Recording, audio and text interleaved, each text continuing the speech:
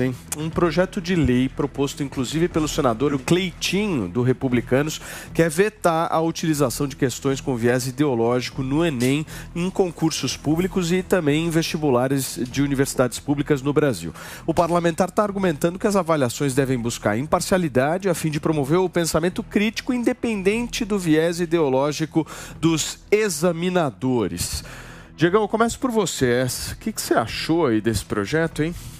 Olha, é um projeto polêmico, tal como o Enem é polêmico todos os anos, né? Sempre que é feita a prova do Enem, nós temos denúncias de questões que puxam a ideologia sempre ou para um lado ou para o outro, geralmente o lado que está no poder, né? Então, eu acho um projeto que, assim, o mérito dele até que é interessante. Mas como que a gente vai implementar isso na prática? Eu acho que a gente fica num campo de subjetividade muito grande. Então, certamente, isso vai ter que ser debatido para saber como que a gente operacionaliza um projeto desse na aplicação da prova do Enem.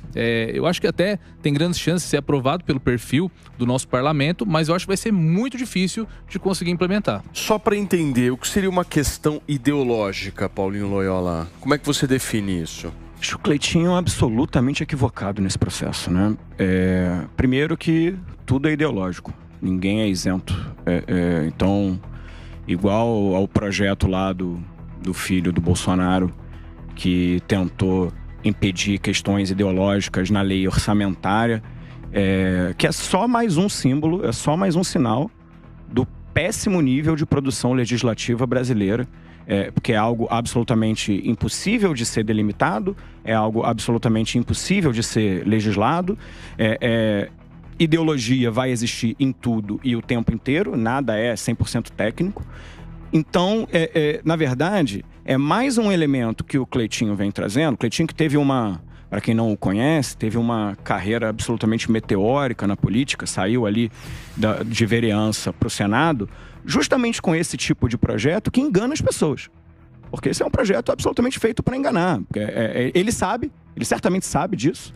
Agora, é absolutamente impraticável no sentido legislativo, não diz nada com nada, mas o público dele recebe bem, mantém ali a militância ativa. É muito possível que muitos de vocês que estão em casa até gostem, porque tem que acabar a ideologia, só que ideologia todo mundo tem. Então, é mais um projeto impraticável produzido pelo legislativo brasileiro. É que normalmente as pessoas elas fazem uma certa confusão, né? De questões ideológicas são coisas que eu não acredito, né? E no final das contas é difícil mesmo a gente denominar o que é uma questão ideológica. Claro que existem questões ideológicas dentro do Enem, a gente já discutiu isso aqui em vários e vários anos, que tem um aspecto mais à esquerda. Isso é uma visão mais à esquerda. Mas também existem questões ligadas mais a pensamentos mais conservadores, enfim. Eu quero só entender do ponto de vista prático. Como é que você barra uma questão ideológica, Wilson Pedroso? Da forma que você faz a pergunta, né?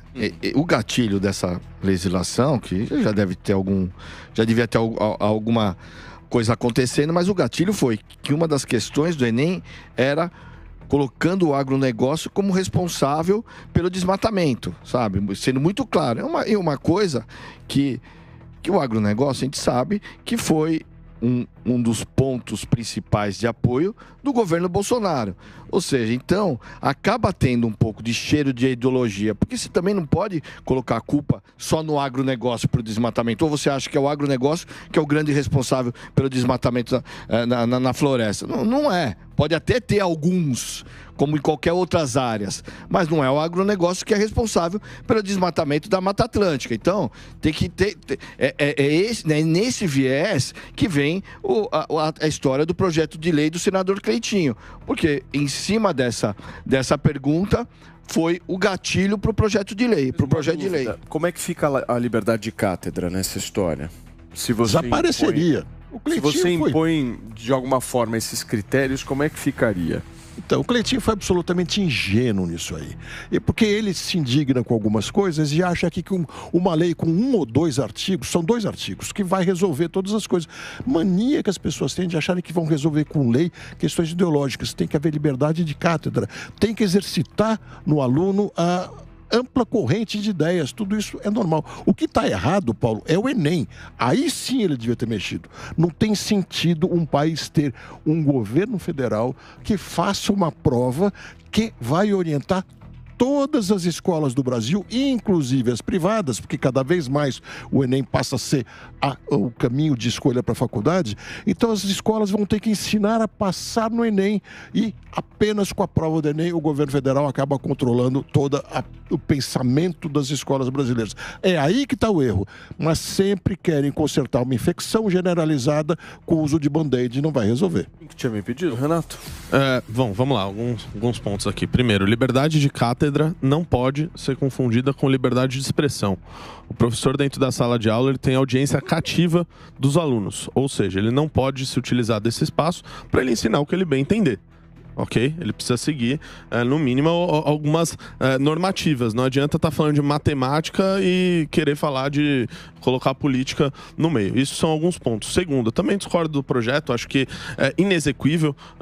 Fica muito no campo da subjetividade, o que seria ideológico ou não. Agora, o Wilson trouxe um ponto aqui. No último Enem, a Frente Parlamentar do Agro pediu anulação, se não me engano, de 3 questões do Enem, porque essas 3 questões colocavam o agronegócio como vilão, como responsável pelo desmatamento na Amazônia e coisas do tipo.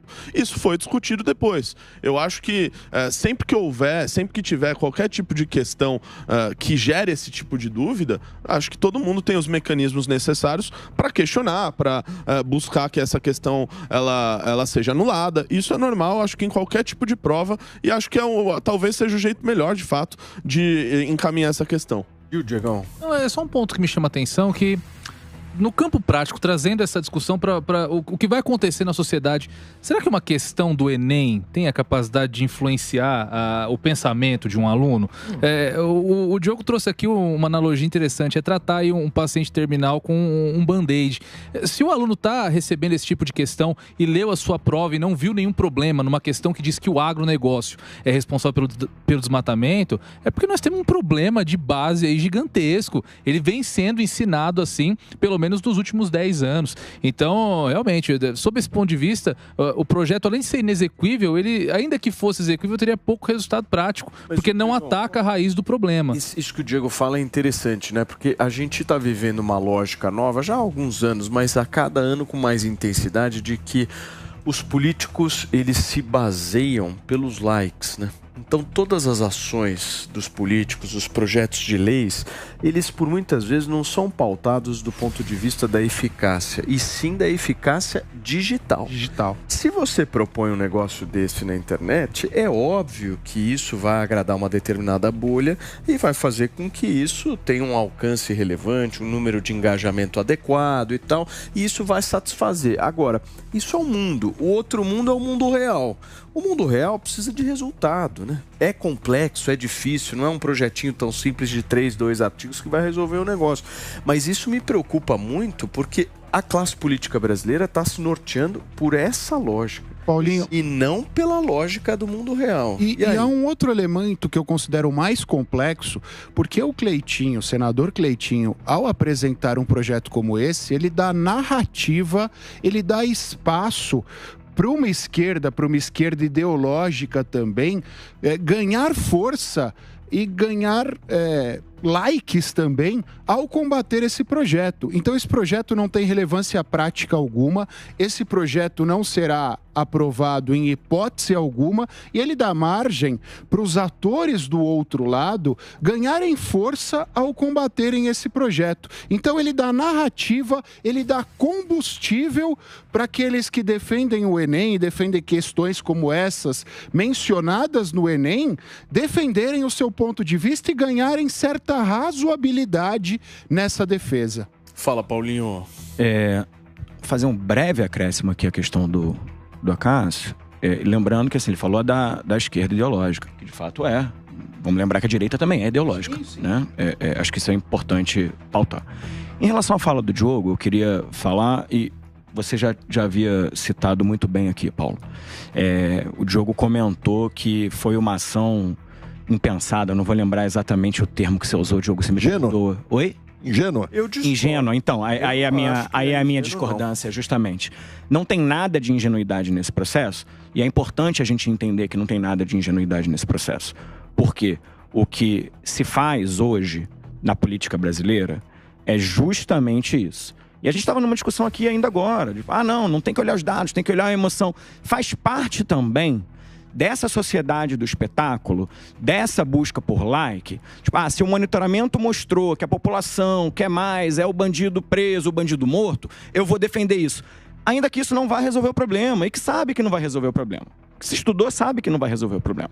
E o Cleitinho, repito, teve uma ascensão absolutamente meteórica de vereador para o Senado, justamente explorando esse tipo de coisa. O Cleitinho era o cara que fazia dancinha na frente do buraco para viralizar no TikTok. Então, assim, ele não faz isso de maneira ingênua. Ele faz isso de maneira calculada, ele faz isso para crescer nas redes, ele faz isso para o que a gente chama ali de irritar, de lacrar, para justamente atender a esse anseio do público que quer combater a ideologia, porque o público não entende sequer o que é ideologia. Eu acho que o Cleitinho é um caso diferente. Eu concordo muito com o que você disse, Paulo.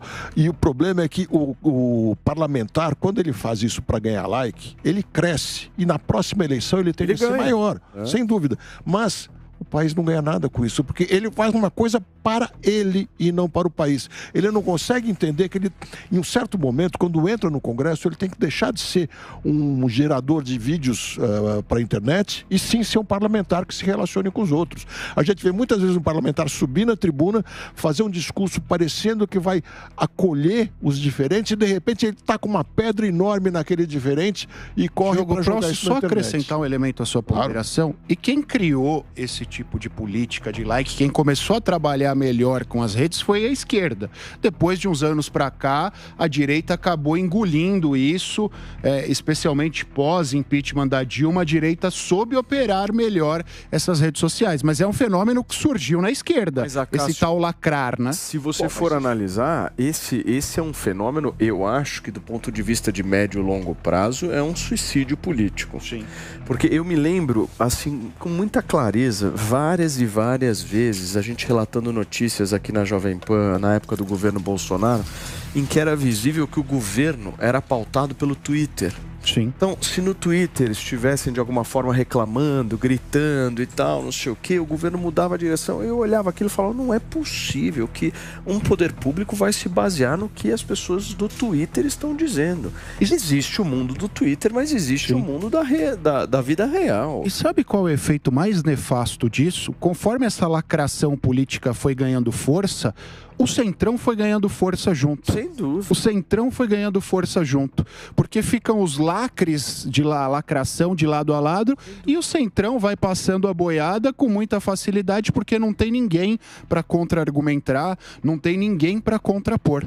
O teu ponto é brilhante, Cássio, mas eu vejo um movimento também, contrapondo o que o Paulo disse, de ineficiência desse sistema de se fazer política. Porque se você pegar as eleições de 2018 e comparar com o último processo eleitoral federal, nós tivemos sim um crescimento, uma volta de muitos parlamentares do Centrão e a não reeleição de muitos parlamentares que se pautavam muito pela questão das redes, que só lacravam, mas que não tinham um trabalho consistente dentro da Câmara, dentro do Senado. Então, eu não vejo com bons olhos essa conduta de um parlamentar como o Cleitinho, que está investindo nisso, senão ele não estiver fazendo também, de outro lado, um bom trabalho de base política.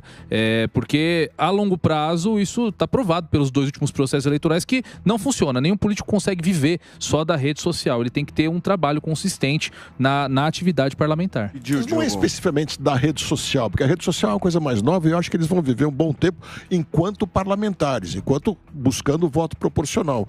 Porque, como disse o Acácio, a esquerda sempre fez isso e fez isso muito antes das redes sociais. É a questão de pegar pautas identitárias, pautas específicas, normalmente onde você possa culpar alguém, fazer um drama muito grande em cima disso, ganhar apoio das pessoas. Hoje são os likes pelas redes sociais, mas pode ser pela televisão, por onde for também, só que não leva o país a lugar nenhum. Tinha que estar discutindo o Enem. Esse sim é o problema. Olha, senhores, a Confederação